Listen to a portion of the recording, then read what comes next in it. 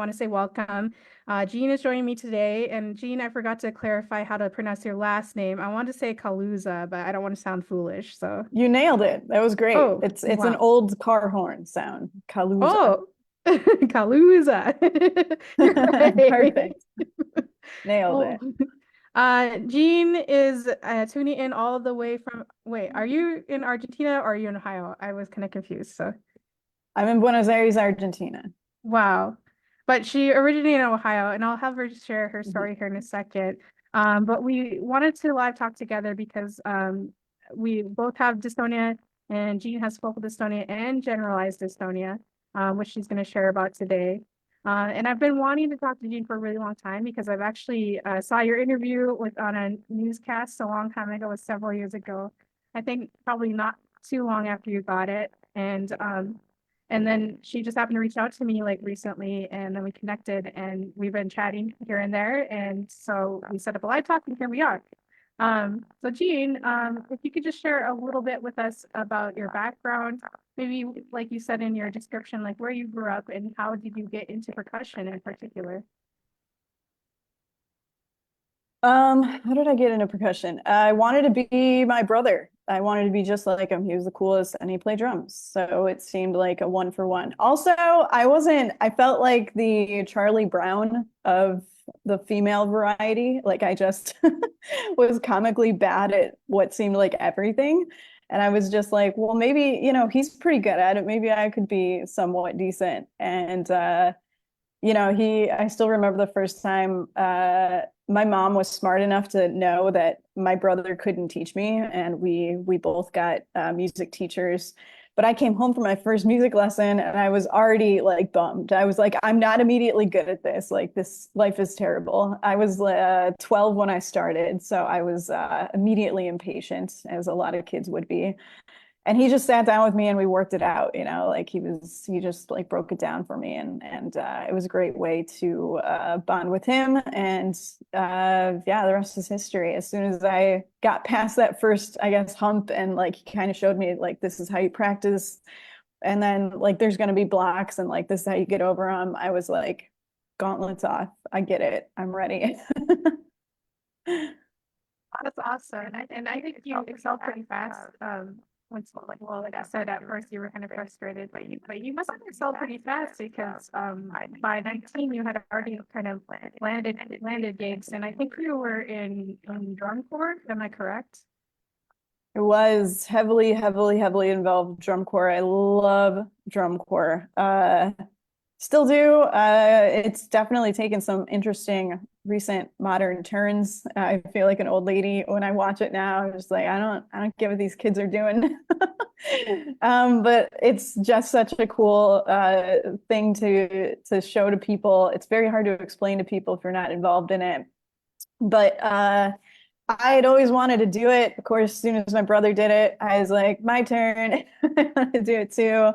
The goal was always to be in like the same snare line as him. Unfortunately, snare is just the hardest thing ever to make. So I didn't just love drums. I love drums, but like I was very motivated on top of that to like try to he's 3 years my senior. So he was 3 years ahead of me because he had started 3 years before. And so if I was going to be in the same line as him, I was constantly against everybody his age, everybody my age, everybody younger. So like I just had this fire in me to like, if I'm going to be in the same line as him, I'm going to have to like get my act together and get as good as he is at least, so that I could, compete. But it was very competitive, and yeah, it would take you from beginner to professional, I guess, a fast track. Because you can't hide in a drum corps. You're gonna stand out. Yeah, and drum corps is hardcore because I think and I have a couple friends that were really involved in it and loved it, especially on percussion because it's like you're doing a lot of like the rudimentary, like really repetitive like rhythms Yeah. and like making sure that you're like nailing them and really on top of them, and it's very fast paced, very, I don't know. I'm a horn player, so I'm not used to like that kind of rhythmic playing. Um but it seems like it's intense but also a lot of fun at the same time. Yeah.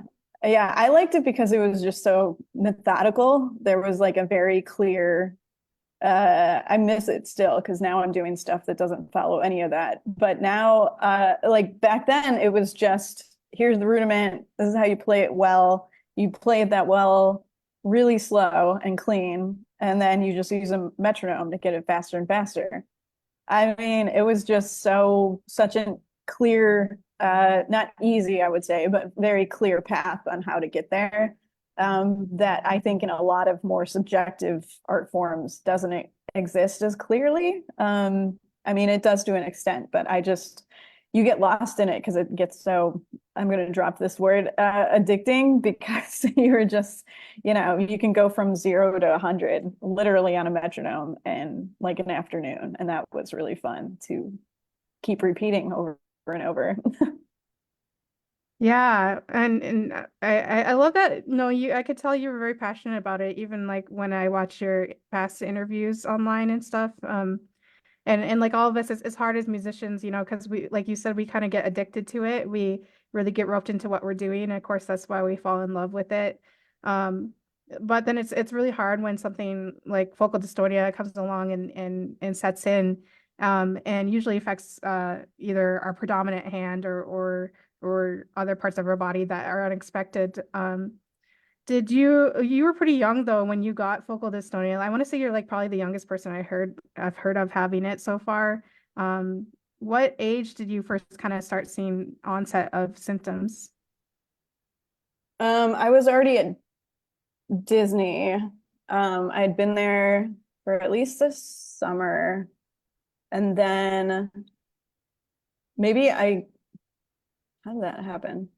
I was at Disney. I know this. I have a terrible memory. So there's probably gonna be people who might know it better than I do, because that's what's happened in other interviews is I've been corrected on my own life. So yeah, just call me Dory and we'll continue. It's so embarrassing.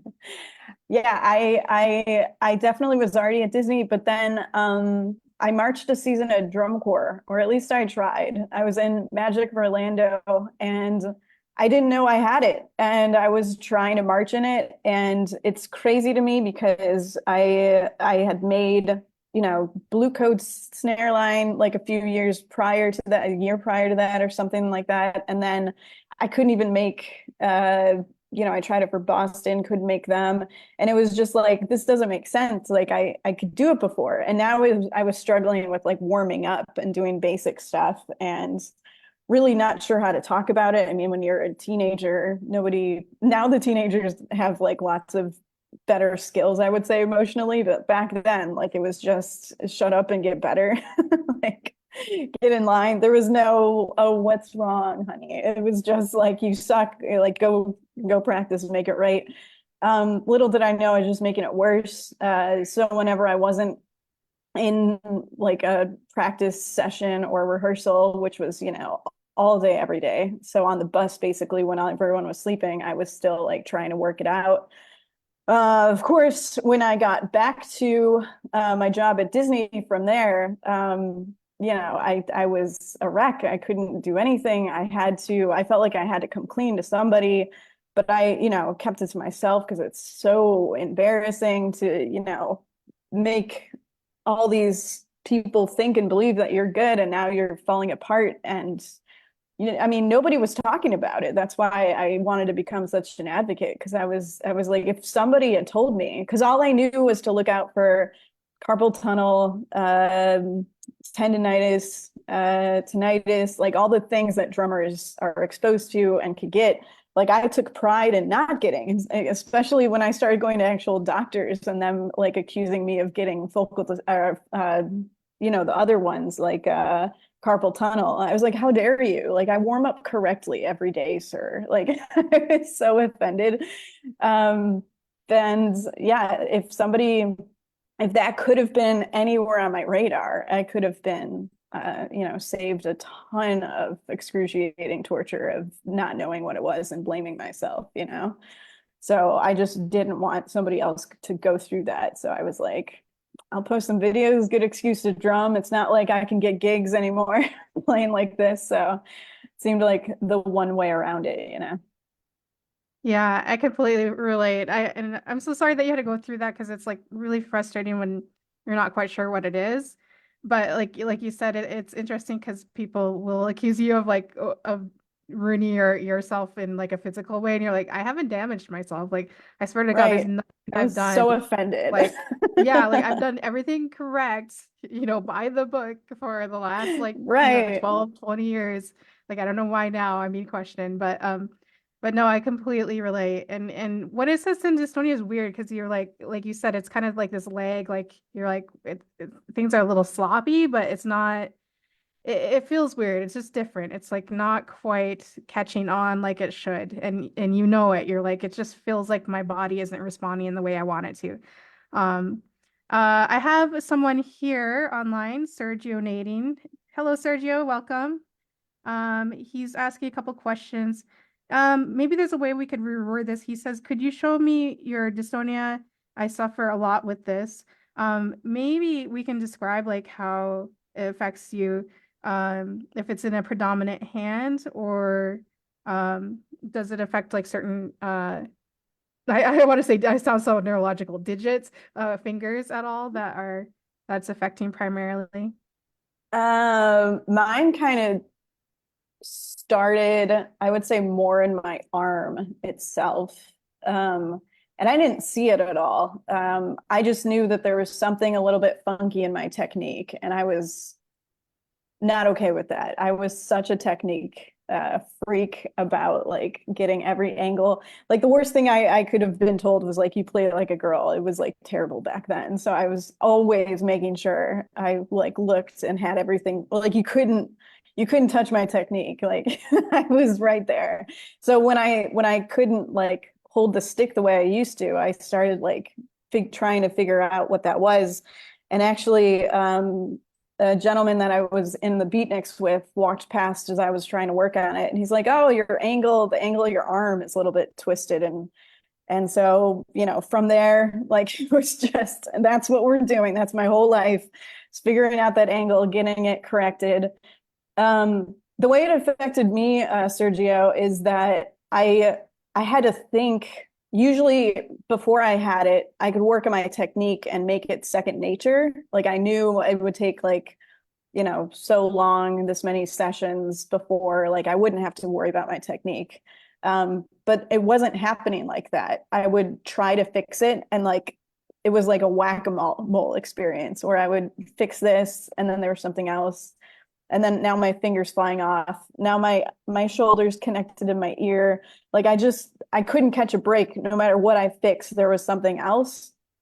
And it just progressed like that. And there was a point where and I might even start presenting some of my more generalized dystonia symptoms as we're talking about, because that'll sometimes trigger me. But when I get it now, or when I had it in my hand, because I don't even have sticks anymore, but when I had it in my hand, my my hand it was like it was overcompensating. It was like a caricature of what I taught it to do.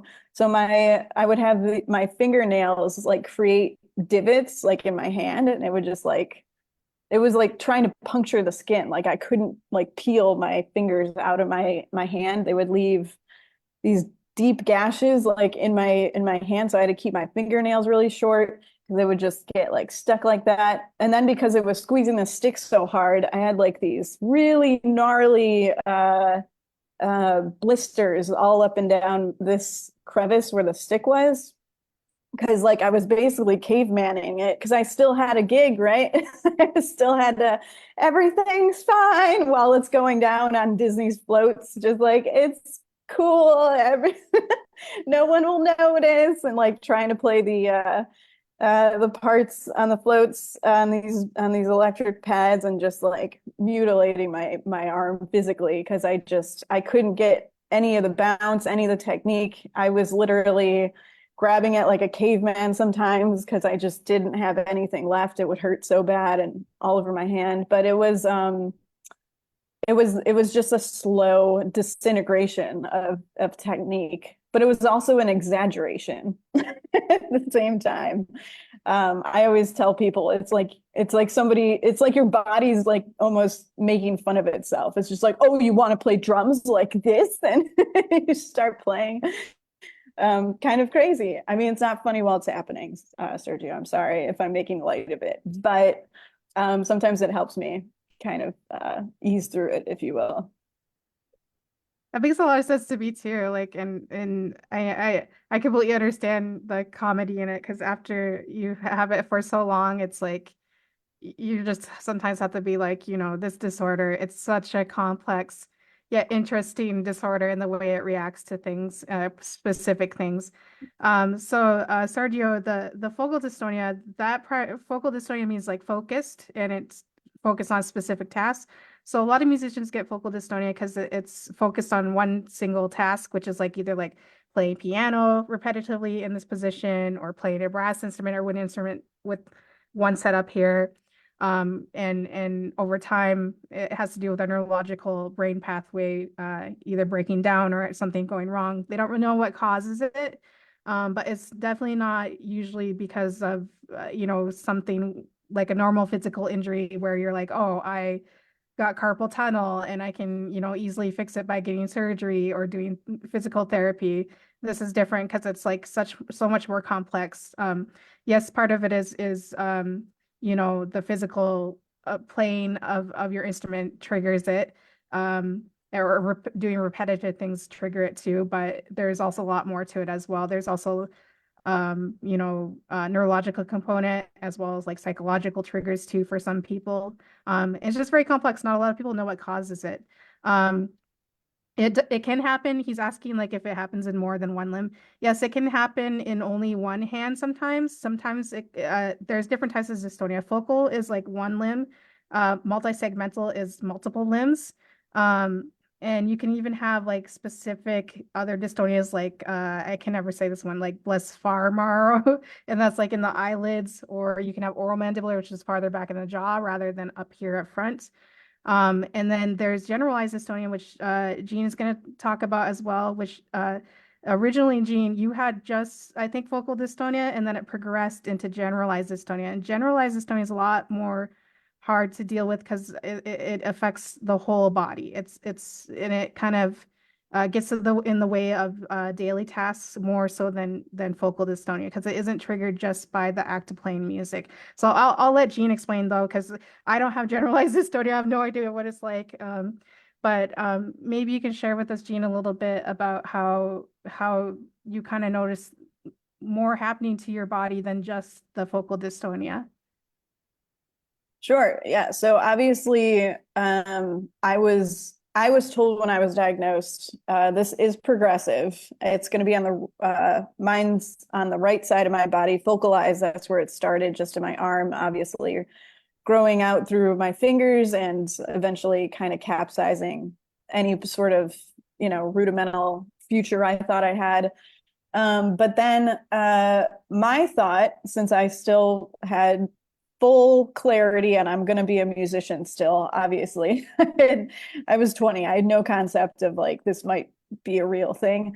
So at 20, and I'm already this professional musician with this catastrophic musician's disorder, and I'm just like full steam ahead. Let's do drum set. Since I can't play rudimental anymore, I'll just because that involves your feet. Never really played drum set before. I was in like this band in high school that was nice enough to let me drum with them, but like never really took it as seriously as I would have like a snare drum rudimental kind of competition thing.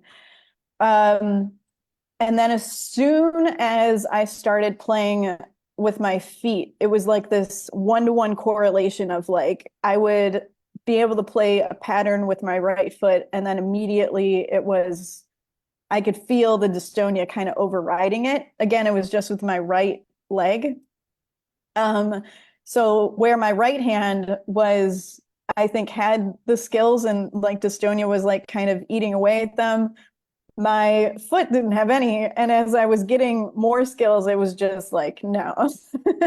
I had to stop that because every time I would make progress, it was just this. I think that's when I started realizing, like, oh, this is a little bit harder than I thought it was going to be. This is going to be something real that I might need to put more respect towards and take a little bit more seriously. I would say I didn't really consider it generalized by then because I was again told that it would be on the right side of my body. So I just kind of backed away, took my right foot off drum set, and I just played with the rest of the three limbs because I could play still reversed and I could outrun the dystonia a little bit better with my hand than I could my foot. You can't really turn the mallet around on your foot. You have no control. It's just your foot is your foot technique. So I had to just be like, all right, so that's not going to work.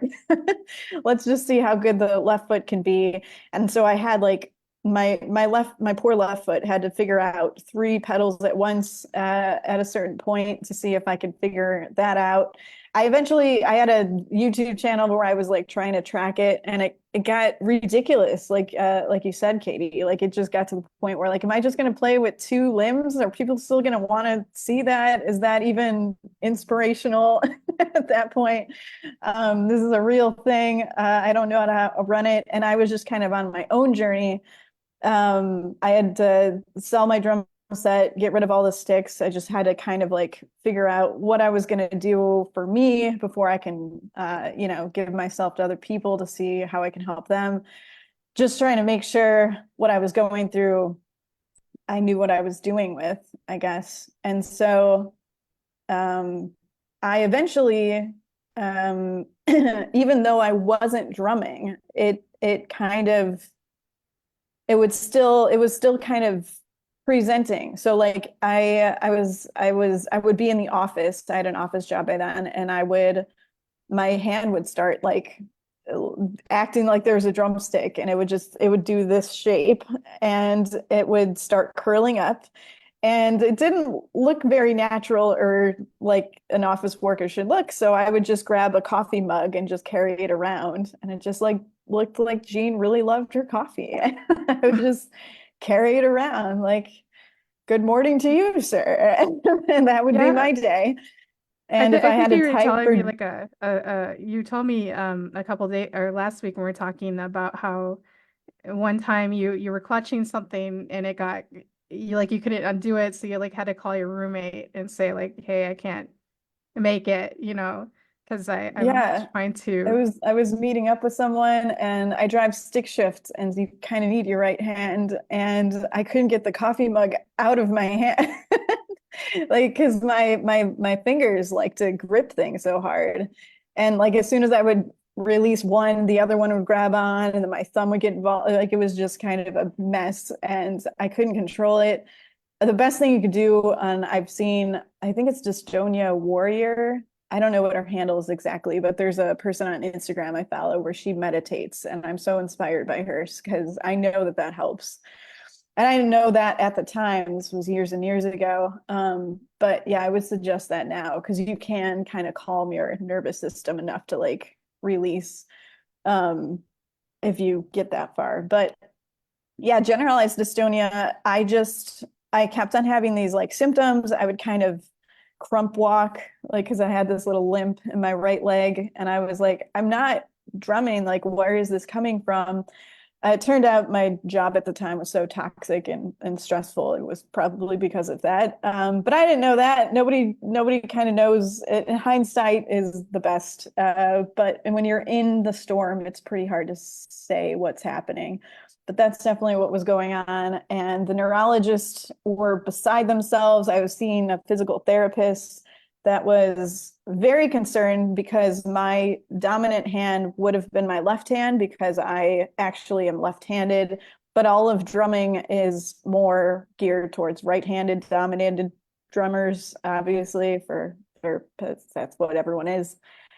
And so she would say, I'm really concerned because you're weak, like you're legitimately weaker and in the wrong hand, and we got to go get some tests. And she wouldn't really explain why that. She looked very flustered, like she went from like happy-go-lucky and we're going to work this out to like we got to get you, very she was very concerned. So we went and got some CT scans and MRIs. I had no idea why we were doing it. I just knew that we had to go get some tests. And then they were actually, I don't think neurologists, for all they do, they're all their superpowers. I think mine, at least in my experience, could have worked on bedside manner a little bit more. They were very much just yeah, they lack bedside manner. So I went to their office with all my CT and MRI scans ready to go. And my physical therapist wasn't telling me what's going on. They weren't telling me what's going on. And there's 2 or 3 of them in the room at the time, and they're just pouring all over these scans. And finally, I just tap one on the shoulder. I'm like, can you explain to me what we're looking for? And he just turned around. He's like, we are looking for tumors. And turned back around. And I'm like, well, that's my brain. And if I have a team of neurologists looking through all these scans, like I would have loved to know. Because mind you, I'm having all these scary, like brain tumor-ish symptoms. I'm having past dystonia's symptoms. I'm getting all those plus like unsolicited, I'm not even drumming kind of symptoms. I'm getting these crazy migraines, never even had a headache before. Just like super scary. I would have this thing where I would like see a light, which I'm told is a different kind of migraine, and it's like more serious. So I'm pouring over my own notes because I'm just like, so this is it. And I was freaking out over that. And fortunately, that all turned out just to be generalized dystonia. They found no tumors. There was nothing there. But yeah, they did come back and say, you do have generalized because you're limping and it's not, just limited to your arm anymore. It's spreading. So there you go. And they gave me a bunch of medications I've tried. I don't remember them all because it was so long ago, and I only tried them for like a week or 2 because they were not helpful for me personally. And I kind of gave up on all that stuff. But yeah, that's a really long-winded way of saying it was generalized dystonia. No, I thank you so much for sharing all that. It's really important to hear it and to hear kind of the process we went through. Now my throat's really dry. Oh, sorry. But no, it makes a lot of sense. And a lot of community get diagnosed with Focal Dystonia or any of the group of groups. I mean, a lot of them have the medical even if it's what is it called? The byproducts for the effect of them, the negative effect of them is more strong than the actual help that it's giving us.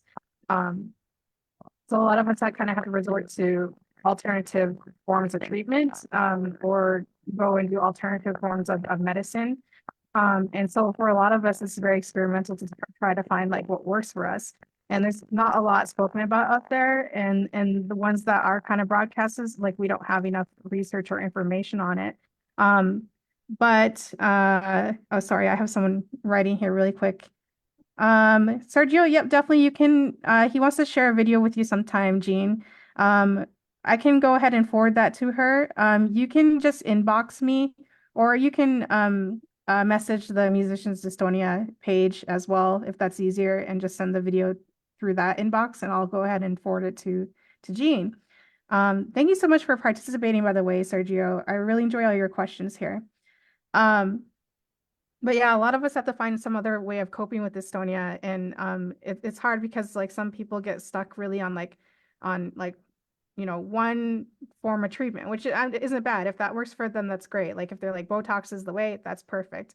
That's good. But I do like to hear like what helps other people, even if it's like any little thing from like tools to techniques to forms of therapy to other body movement types of treatment. And so I was wondering if you had anything that you've tried along the way that has maybe helped you, or some things that definitely didn't help you, or some advice you could give there as far as your journey with dystonia. Yeah, I have a lot of thoughts on this. I think first off, it's a disservice to call musicians' dystonia just a neurological disease. I think it's, you know, technically that is all it is, but I think it does something profound that even when I talk to others with other neurological disorders, they don't have the same challenges. Not to say that it's any less, it's just different, right? But it's something that I wish somebody would have told me when I first got diagnosed. Dystonia does a bunch of things that others don't. So first off, it messes with your reality. As musicians, we learn, especially if you get to the point where you have something like dystonia, you have learned that if I practice X, Y hours, I get Z. It's a very mathematical, pretty straightforward theory there. And then dystonia comes in as this wild variable that's just like, we don't know what's going to happen. Z is a huge question mark now. Maybe it'll get better. I'm going to make it so you might get worse. You might have a brand new technique by the time you're done practicing for 8 hours. And then maybe you can hurt yourself more. Like, we don't know. It's a surprise grab bag. And that, as a musician, can rock your core. It just like takes your whole reality of what you thought life would be. Because as a musician, at least for me, I would be like, oh, so now I know how to get good at something. And now I know how to succeed in college. Now I know how to get better at cooking. Like, it just applies to everything. And that core thing is just like out the window. We don't know what that is. Maybe something else like dystonia will come in. So that's the first thing. That's already profound enough, right? But the second thing it does, I think, is even worse, which is musicians that, again, have practiced that long probably have some sort of sense of like who they are through their instrument, through their music. And dystonia takes that, and it begs the question, what are you outside of that? Now, for me personally, I think that's a great question for anybody to kind of make sure they're clear on. But with dystonia, like, you don't have a choice. Like, that's the question, right? And you got to kind of be faced with it every day. And it's too scary. What we all really just want to do as musicians is like, just tell me which angle I move my horn in, or what's the trick. Just tell me that. And I think Katie and I have talked about this before. The thing that's so hard about musicians' dystonia that's so unique to us is that there is no angle. Like, there's no magic thing I can tell you that like it's gonna wash it away. There's not a pill out there. This is doctor. And there's lots of great research. I'm not dissing it. Like, let's definitely keep all that going and keep the hope alive. But that question is still going to be there. And I think it's a worthy one to get answered, even if you don't have dystonia, which is like, make sure you as a person don't actually need music. And then you'll love it that much more anyway, like, even if you do get to keep it. But I think what dystonia forces on you is it forces you to admit like nothing is truly yours, nothing is truly permanent, like it could all go away. So like, enjoy every second and just be grateful for like whatever you got. And it's torturous because we don't want that. We spent 100,000 hours on this. Like, it's mine, give it back. And I feel that. I feel you. Anybody listening, I'm so sorry you're going through this. I'm sorry if you have been diagnosed. I'm sorry if you haven't. The struggle is so real. It's so painful. I am there for you, but it's just like, it's a different kind of suffering that is so hard to explain to folks. I mean, I bring up the drummer Def Leppard, the drummer from Def Leppard who lost his arm in a car crash. I'm not saying what he went through was less than what I went through, but I'm saying it's very different. People, when he walks by in the street, know what he's been through, right? They can see him. He doesn't have an arm. Wow. And they're immediately just like in awe of everything he's been through. He had like a custom drum set made for him just so like he can play easier. I just had to sit in my garage and try and work it out. And like, my limbs were still there and I had to tell myself, don't use them anymore. Like, it's just this it's like a Black Mirror episode nobody here wants to be in. It's so psychological, and it's like nothing you've ever been through. Like I didn't have the brain tumor, but it in some ways in my head I was like, it sounds easier. It sounds more straightforward. It sounds like way less of an explanation I'd have to give to people. It sounds people would know what I mean. But if I say musicians dystonia, oh my God, people are just like, that sounds like a made up thing. And I'm with them kind of. I'm like, it does. I wish it was, but like I literally cannot play. And I think that's the critical part of when people ask about treatments for dystonia. I always want to preface with, because to me, that is the crux of the beast, is the psychological components. And if you can get through that, then the cures, the treatments, and all of that is a very much much more digestible palette or topic to digest, because you can start, you know, taking you as a person, as a human, out of the equation and look at it much more objectively.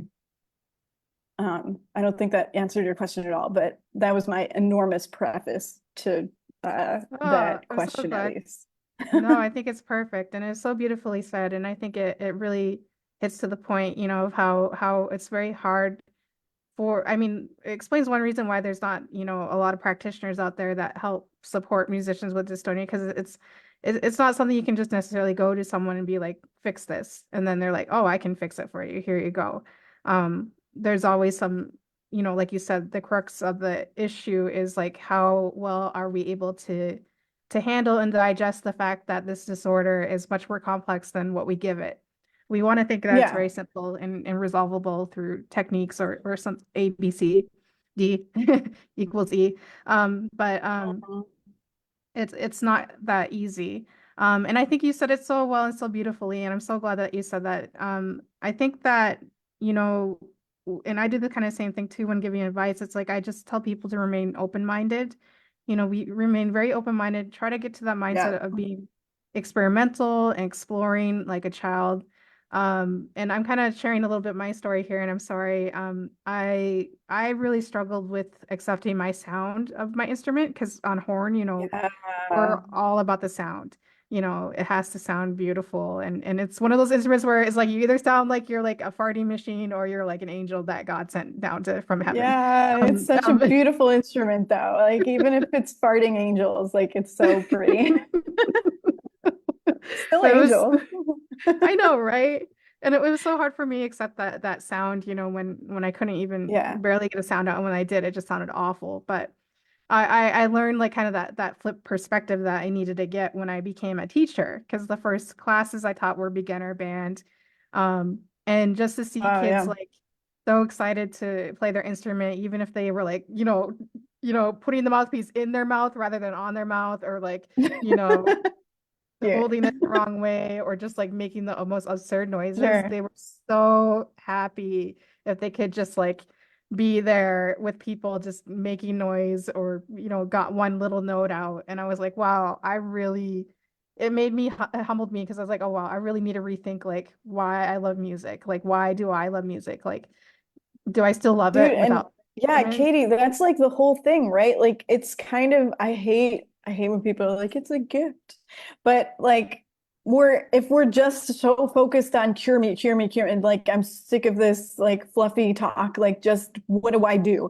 Like you're missing the lesson. Like you're missing the gem here. Like it's an opportunity, right? To kind of take a step back and remember those things. I have a similar experience. I had a group lesson with these 5 fifth graders, and in order to get them to focus long enough on my very boring technique lessons, I would bribe them with you're allowed to go through the drum closet and we can take out any instrument you want. You can pick one instrument and I'll take it out and I'll teach you how to play it. We'll play around with it at the end of the class. Like just listen to me for 5 more minutes. And these 5 fifth graders are so brilliant because they were good and they picked the snare drum, the marching snare. And I was just like, oh my God, they want to be like me. It's all about me. And no. They pulled that sucker out. I started playing it for them and they were like, yeah, whatever. And then they grabbed my sticks, two of them dove into the band, the chairs that were still in the band room, and they like hid behind him. And then the kid was just like playing it because we just learned how to play diddles. So he was just like ba ba ba ba ba ba, and using it as like a toy gun. And the other kids were like diving. And I was like, I mean, it's very imaginative and creative. I thought it was all about me for a second there. It is about the love, the sound of it. I mean, you talk about sound. Jojo Mayer, one of my favorite all-time drummers, has a video out explaining his technique. And he has a part of the video where he's like, let's take a step back and think about the sound that we're trying to get. Now, we all have all these, there's books and so much media about how to get the right sound. And then he throws a garbage can down the stairs. And he's like, you know what that sounded like? That sounded like a garbage can getting thrown down the stairs. What if I want that as my sound? Who cares? Maybe that's what I want. And I think that's so beautiful. Like for your sound, I'm sure it's not like what everybody says it's supposed to sound like, right? But it's beautiful because it's yours and it tells your story through a beautiful, unique sound that no one else could probably recreate. And there's something beautiful about that, that without dystonia, I don't think we'd have like a lens into to see. Yeah, definitely. I feel like, when I hear people who have dystonia and even if they're able to play just like, one note or one thing, just like a little two measure thing for even like half a second, I kid you not, even half a second, I know how much strength they have. I'm like, wow, I have Yeah. more respect for you than I do for any professional level Yep. musician, like times a Yes. thousand. Yep. Yeah. Yeah, there's beautiful moments like that are unique to the Dystonia tribe, I think. Yeah. And I think it's important to spread that message as well because it's like, a lot of musicians, like you said, we get stuck kind of in that mindset of, I should be better and I should be better than this and I should be able to What's easily better? overcome this. What does that But mean? What are you yeah, talking about? What yeah, do you mean better? You're playing. That's incredible. Like, yes. Yeah. With this disorder, it's like miraculous.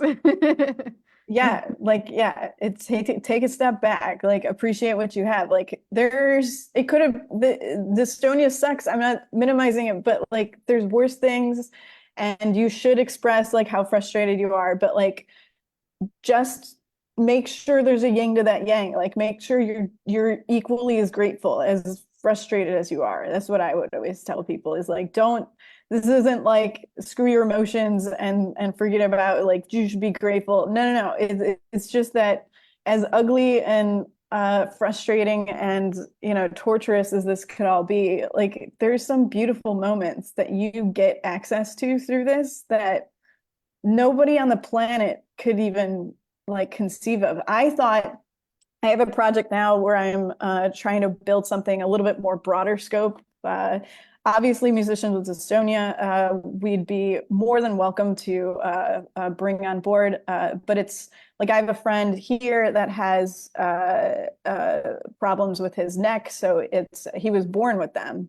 And when I talk about my story, it's a lot of sobbing and like these terrible like Black Mirror psychological like loop-de-loops. It's so insane, and his are just like I was born like this, so this is normal to me. And you see us both on the street and his neck is kind of stuck like that, and you see me and I look fine, but like we've been through very different experiences. And I just think that's so interesting that I get to, in the great loss that it was to kind of lose something that I was so passionate about. Like there's so much good and unique little tidbits that came out of it that I'm really grateful for too.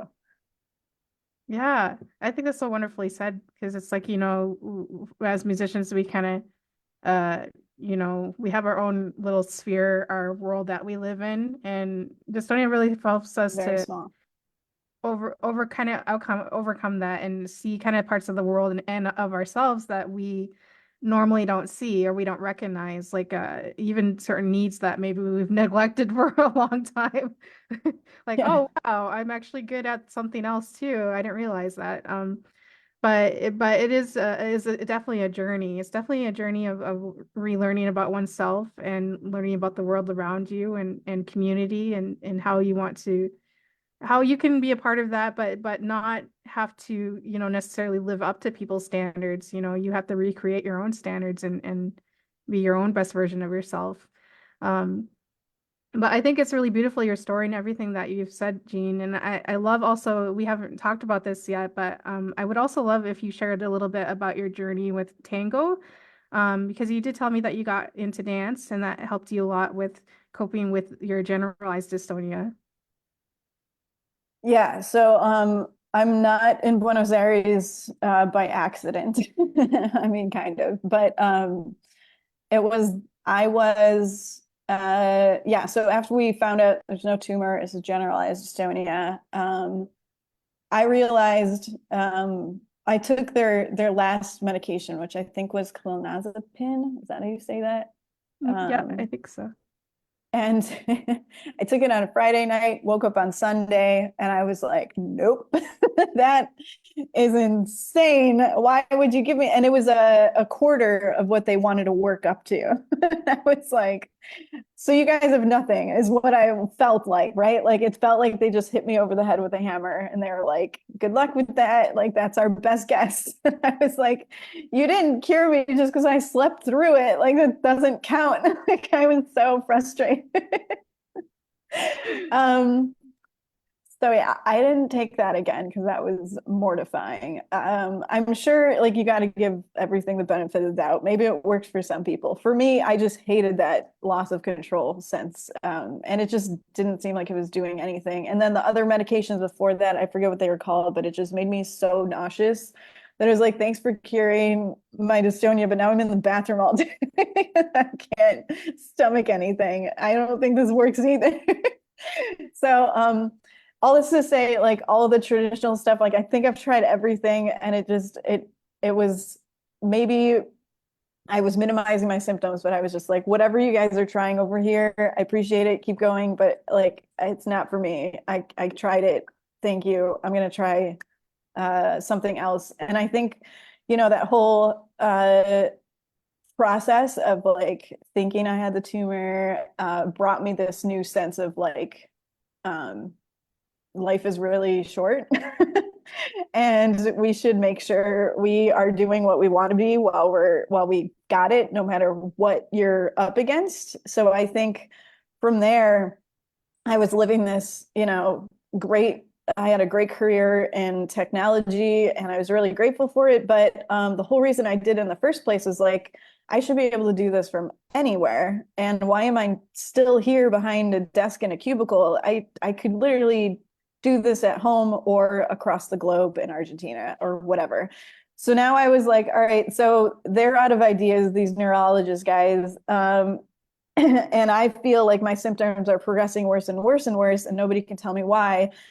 What am I going to do? Let's say if I've got 1 year left of movement, because again, mine's past just drumming. Now I'm like getting stuck in cars and like having little limps and crump walks. So now I'm like, what am I going to do if I can't walk normal after this year? Like, what do I want that year to look like? What? Because if I am stuck, God forbid, in bed somewhere forever, what do I want to remember about what I did the last year of movement? So I'm like, probably not sit in a cubicle, not that, something else. I think I want to just dance the whole time. At this point, one of my things was like, if I can't drum, what could I do with all this rhythm and music that I have? And my answer was like, well, I could dance. And don't get me started on dance because that's a whole nother interview. But suffice to say, like it just takes the independence that comes with drums and multiplies it by every part of your body. So if you're a drummer out there and you're curious about how do I use my skills with outside of drumsticks, dance would recommend. If you think you're a good drummer, try to dance and you will question everything. um, So anyway, I started down here in Buenos Aires actually thinking, I'm probably gonna have like 6 months of movement before like whatever this is starts, making it impossible to dance, was my thought. So I'm not gonna work, I'm not gonna do anything. I had the savings, I was ready to go and just dance my little heart out. Buenos Aires is the perfect place for it because it in other parts of the world you might be able to go out to dance tango once or twice a month. In Buenos Aires, and there's probably three milongas or three places to dance tango at any given time, day or night. You just go out there and it's just nonstop. And that's what I did. I would just dance. I'd probably start at like 2 or 3 in the morning, and then you dance all night, and then you take a little nap at like 6 or 7 the next morning, and then you'd wake up at like 3 and have whatever meal that would be, and then hang out with your friends and then go out and do it again. Like it was just this nonstop dancing, and I loved it. And I gave myself permission to just like dive in and just enjoy it. We don't know after 6 months we're gonna move again, so like let's just, it just gave you so much courage. So I wouldn't say like I'm a brave person at all, but like dystonia can light some fires under you.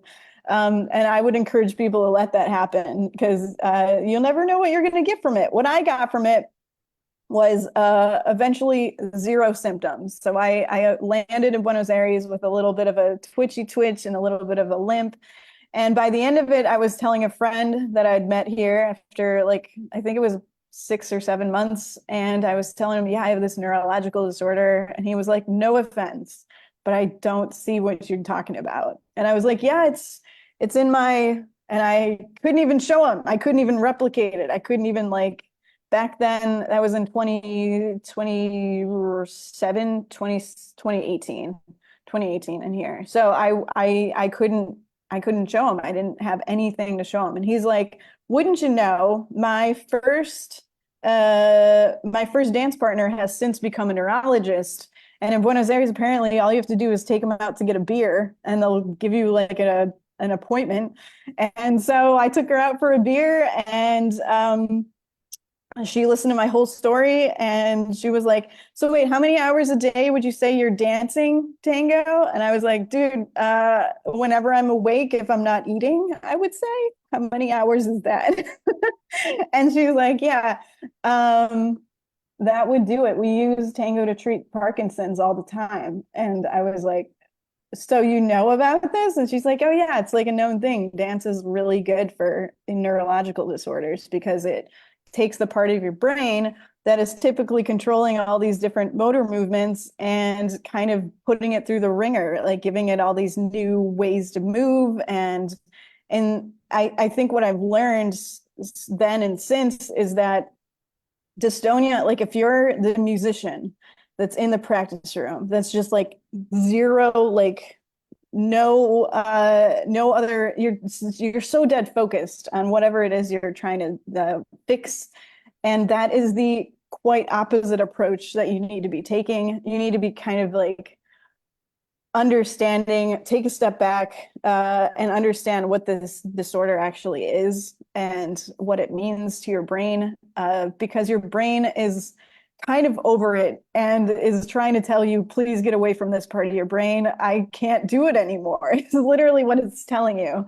It's throwing up that 401 page in the website, just like, I can't figure it out. Like, this is too much. The server is down. Why do you keep asking me for the same information? This is all I got for you.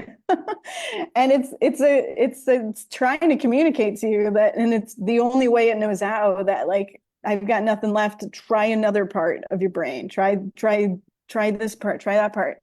And dance is so great for your brain because every single part of your brain has to be online to figure it out. Like there's the social construct of it. You have to like interact with people usually, especially in tango. There's the musicality. You wouldn't imagine, like, I think the most musical people I know are dancers more than musicians. And that probably doesn't make sense to other musicians. I'm not trying to offend them, but dancers are crazy musical. And they're using, like, I never, when I played drums, had to worry about what my toes are doing while my right hand is doing the hardest thing I ever had it do before. But like exercises like that, when you even think about it like that, are super good for your brain to be like, oh, there are other movements. There is this, there is that. And I'm not saying it's a cure because I still wouldn't pick up a drumstick tomorrow, but I would say it's a much healthier way to slow down the progressiveness that is dystonia. I 100% agree there. I think it's really important to move your body in different ways when you have dystonia as well. And it's kind of like a light bulb moment too. Like I kind of like you, I had a light bulb moment once where I was like, wow, I realized even when but I did have dystonia, like I didn't really move my body a whole lot, like outside the primary movement that I did while playing my horn. It's like I was stuck in this position, you know, day after day, year after year, month after month. Um, Yeah. I was like, I didn't even like, move this way or that way. I didn't even like go down or up. I just kind of was stuck this way. And so it's such an interesting thing to realize, where you're like, wow, our bodies weren't meant to be stuck in one position, its whole life and move one specific way its whole life. It's kind of not natural. But I think the more you can break free of that and it reminds yourself and your brain and your body like, wow, uh, I haven't been really serving my body to its full Yeah. purpose or extent that it should be used. Yeah, that's a great way to put it, is you've got more than just your instrument is kind of the biggest takeaway to dystonia, I think, is like it teaches you not only is there a bigger world outside of your instrument, you have a bigger brain than just the part that plays your instrument, and it is being neglected every time you play your instrument. And I think dance is like, the quintessential like rip off the band-aid and see the world through your, movement is a great way to understand the capacity of which you have to move. I mean, if I learned anything from dystonia, it's like celebrate the movement you have, and dance is the best way to do it, and what I can see.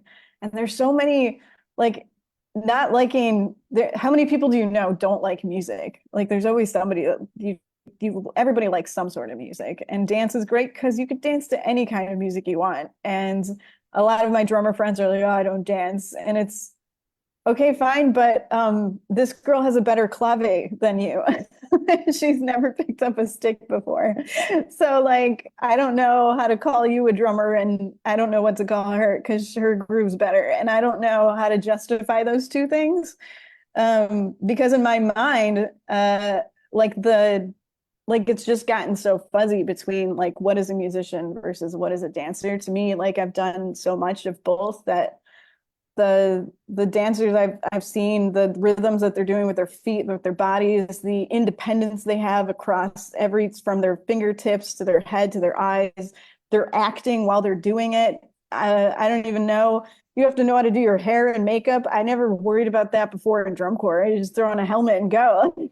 All these new things that I'm learning, and it's I'm not going to say it's been great, but it's been it's been a journey. And I would just encourage anybody out there to, like you say, stay very curious, stay very open. Don't lose hope. Like I'm not saying there's not a cure to dystonia. I hope nobody takes that away from this, but I'm saying like in the meantime, um, get outside of that practice room because it's not in there. I would take a few deep breaths and start the other side of the journey, which is like that harder, more uncomfortable side of the psychological, icky side. And we're here for you. Like we've been through it. Katie's been awesome as far as like a community support system. Like she's great. Follow her. She's got resources coming out of her ears, and we're here for you. Oh, thank you, G. Thank you so much for saying that. And I really am a huge fan of you as well. And I feel like the way you express things is really important because it speaks to people in at many different levels, and people who have dystonia at various forms, to kind of understand, the process or the journey of what kind of we go through. So I think it's very important that you shared your story with us here. We only have a couple minutes left here, and I don't mind if we go over. But I did want to get to a little bit of talking about the app you wanted to share about. And I am going to post the links to the app she's talking about, as well as the survey that's linked to that as well in the comment section. So I'll go ahead and do that while she's describing it here to you. So if you just want to share a little bit about your project that you're working on, Jean. Yeah, personal plugs. Woo. No, so to be clear, there's no app yet. I am a app designer that firmly believes in doing the research necessary to understand exactly what folks need.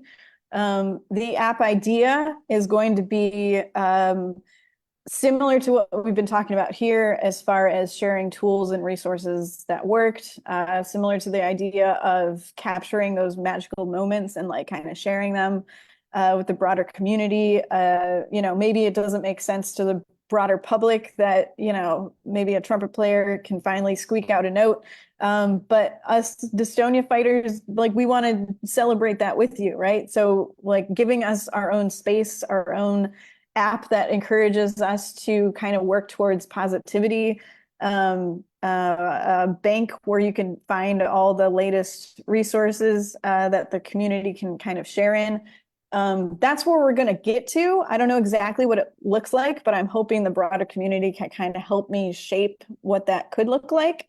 And in the meantime, while we're figuring that out and creating some blueprints and starting that project, I hope to kind of work with Katie and the whoever's willing to kind of cultivate our little dystonia tribes across the world and get us all at least in unison here so that we can all work together, understanding and respecting everybody's separate journeys and ways of which they found works for them. And hopefully, at the end of the day, we've got like a cool new app that we can all kind of sign into and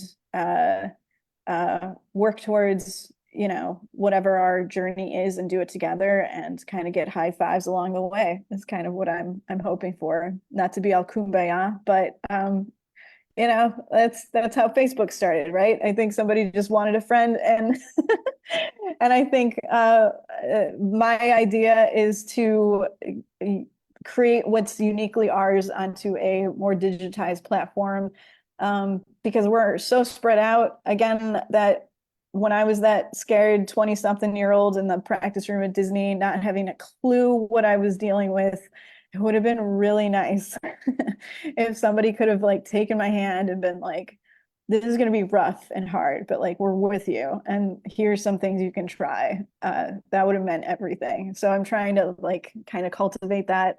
And selfishly, I would love a friend. So I'm hoping you guys could join up and just if you have interest, if you have ideas, we want to hear them. We want to know your story. We want to know about you. Katie's awesome. She's got some stuff that she's working on too. So we're going to kind of hopefully work together with those synergies. Not to use all those bad words, but like I like what's happening here, and I want as many people who are interested and positive and willing to be open and curious to join up. So the form is there and you can do that. You could kind of check out the processes that we're going to be using and the different ways that you can help out are right there. But yeah, it's going to kind of start as a community that'll hopefully evolve into an app. Perfect. I've shared the links in the comment section, as well as, or both links that Jean sent me. You guys can see that I pinned the comment now. And Sergio, thank you for sending the video. He posted it in one of my groups, so I'll go ahead and forward it to you, Jean. Okay. And thank you for sharing that, Sergio. Thank you for sharing your video as well. Thanks, Sergio. Yeah, thank you so much. And then there's one other thing on here I was going to ask about. Let's see here.